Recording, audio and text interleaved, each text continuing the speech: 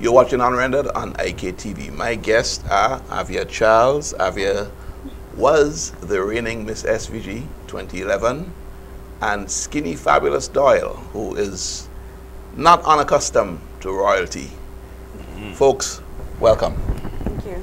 I introduced you as Beauty and the Beast, and I mean, I think that's obvious now that everybody sees who you are. Not that I'm calling Skinny a beast. I'm a monster. But he describes himself as a monster. But Aviar, Yes, Tony. I'm going to start with you. And clearly, the beauty was in reference to you. You were the 2011 Miss SVG. What has your reign been like? You've now handed over that crown a couple of weeks ago. What has the reign been like of the 2011 Miss SVG? My reign was one filled with many different experiences, and as I would always say, it is an experience that I would remember throughout the rest of my life. And even though it was a good reign, I am still of the opinion that it could have been a better reign in terms of the amount of work that I did as Miss SVG 2011. So you thought there were gaps. Essentially, you're saying that you weren't occupied enough. Yes. Was that disappointing to you? Did you have other expectations? It was very disappointing, and let me just say for the viewing audience right now that I'm not going to, this is not to pick a bone with anyone at all. That's fair enough. But it was disappointing for the mere fact that, okay, over the past years I've noticed that our queens are not being utilized enough in terms of on a national level and promoting St. Vincent and the Grenadines, getting involved with various charity organizations, doing cultural events. In my reign, it was more on a community-based level. And for some reason, I thought that, okay, my year would have been different and I would have been utilized the full 100%, but it actually wasn't, and that was very disappointing for me. I'm going to get back to that, but I want to bring in Skinny at this point, because Skinny, I interviewed you about a year ago, coming up to that anyway, right after the Soca Monarch last year. And in that interview, you were bemoaning the fact that Miss SVG and Miss Caraval, the beauty shows, seem to carry more weight in terms of the way the winners are rewarded, scholarships, blah, blah, blah, than, say, Soca Monarch or the Calypso Monarch.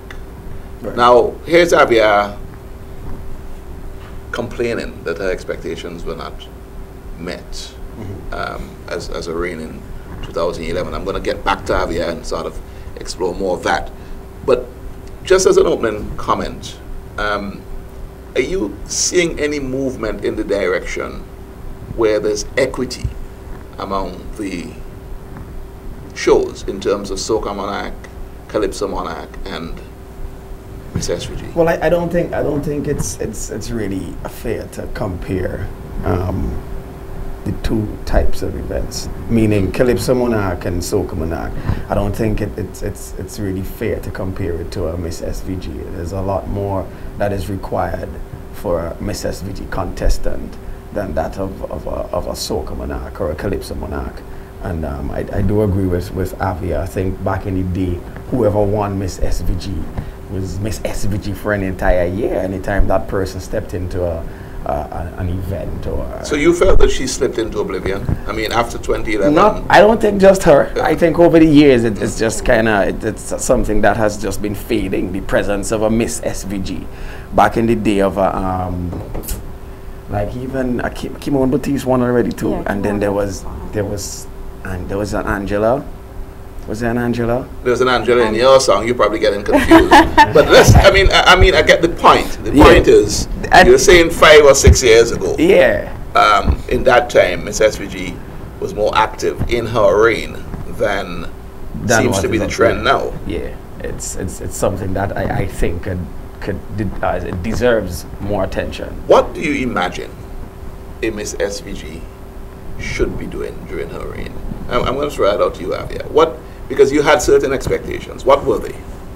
I was more looking forward to getting involved, especially in different charity organizations. I was looking to go to cultural events, represent St. Vincent and the Grenadines, not only in regional pageants, but at other functions as well. Because when I look at other Caribbean queens and their level of involvement in terms of the work that they're doing within their country and promoting their country outside of that, I was truly looking forward and hoping that that would have been the case in this instance. So that was the main beef that you had. It was not a beef. That is a very strong word. It's not a beef. Right. It's Concern. not a beef. It is very much so a concern. Is that the same experience in the calypso and soca world? Are there expectations when someone wins? I wish big stage. I wish you'd ask me how was my reign. Well, I'm asking it indirectly. My reign was fruitful, but I think the onus is on the artists themselves when you win a soca monarch, as in what your presence would be. And I think that is also determined by the demand that the people has for that artist, not only in St. Vincent, but in the region or in the diaspora or overseas and internationally. So there is nothing that from an organizational standpoint that I think they could do to maintain the presence of a soca monarch throughout the year. Okay. Right? I think that has to come from the demand of the people. So I don't have any beef with the CDC or anything to say, well, once Fireman wins, it should always be recognized that he is soca monarch, and anywhere there's an opportunity for him to present himself as soca monarch, that should happen. I'm not necessarily of that opinion. I just think when you win, the respect and the merit, the reward of winning on that night for that period should be bigger. Be a launching. Okay. It should be much bigger than what it is, because I think that what we have to do to entertain persons and to bring value to a soca monarch, the financial effort, the emotional effort, the effort on a whole is way more than what we'd get back if we win. So let me remind. There's no merit to let me be reminded of what the returns are. $22,000. $22,000. Is that in cash or is that? That is in cash. After like a month or so after. Right. That is in cash. And then there's a guaranteed 1,000 slot in the Trinidad. Well, I think that the whole situation got renounced as of this year. I'm not sure if that will still obtain. So that's I'm not sure, but because from you what do I'm get an hearing, entrance. no, an but fee. from what I am hearing now, we don't have an automatic placement into the finals anymore. But this is just, I'm not sure if that's confirmed. Okay. But if that's the case, then as of now, when you win Soca Monarch in St. Vincent, it doesn't guarantee you that 50,000 appearance slot in Trinidad. So you can't count that as prize No, money. you can't count that anymore. But that's not an initiative from our organization. Right. That's a Monroe saying, you know, I could make this an international thing if I go into the islands and offer them a place. That's not an initiative that I could give props to CDC or anybody here for. Right? I think there should be more, like, I put a vehicle in there, put a piece of land in there, put something that if you win Soca Monarch once, you could walk away and say, well, boy, I got this and I feel good.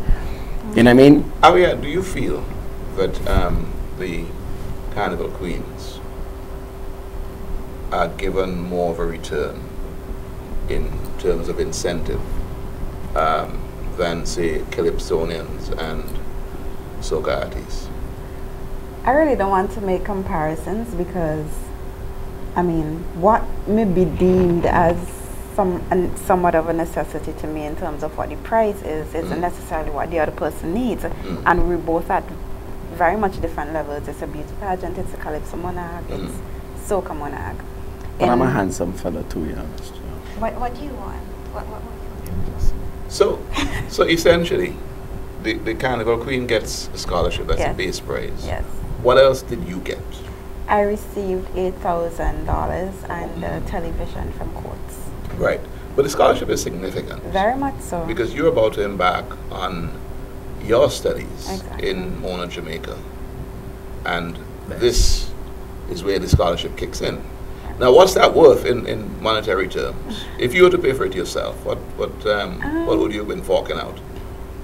A lot. It wasn't something that I could put my parents through at all because, I mean, they're at an age where I mean, they're not old, but they're at an age where they should be concentrating on, you know, settling down. So you're looking at about $100,000. Yeah, because when you have to pay back loan, right. It's a lot. So this is significant. Very much so. And I'm not going to belabor this, but if you take that figure of $100,000 for a carnival queen, not even counting the $8,000 in the TV film courts and so on, is that what you're talking about, Skinny?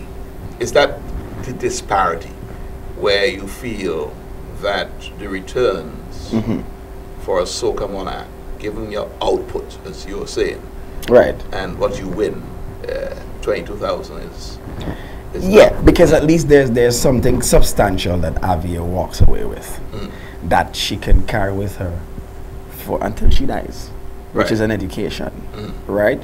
I think if we, and you know what too, Soca Monarch is not just a fire fete or a black rave or a black rave. It's not just one of these events. It's an event that holds national interest.